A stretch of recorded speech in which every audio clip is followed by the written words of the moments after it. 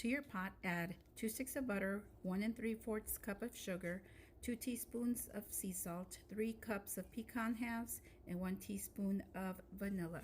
Keep stirring until all of this is very well incorporated. I have it on medium low heat. To that, you add the 3 cups of pecan halves and you start stirring. Right now the sugar is still very gritty and light. It's like a light golden brown. You keep stirring. It takes about 15 to 20 minutes of stirring. At this point, as you can see, it's starting to thicken and you have like maybe a medium to light brown color.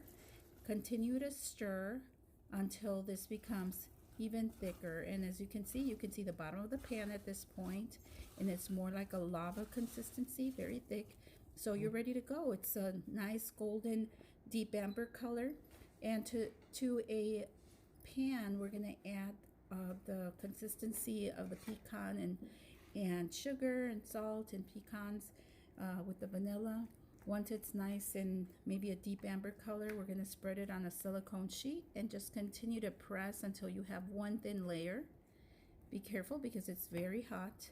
But yes, just very thin layer of this. No, not hard at all. Just continue to press it in until you get a thin layer throughout the pan.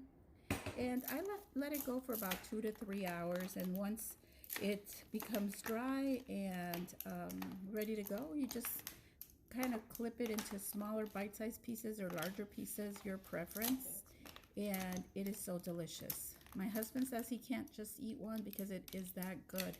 And the good thing about this is that you can put them in a little silicone bag and give them out to friends and family. It's so delicious and super easy to make. Probably 30 minutes total on making these. And yeah, enjoy.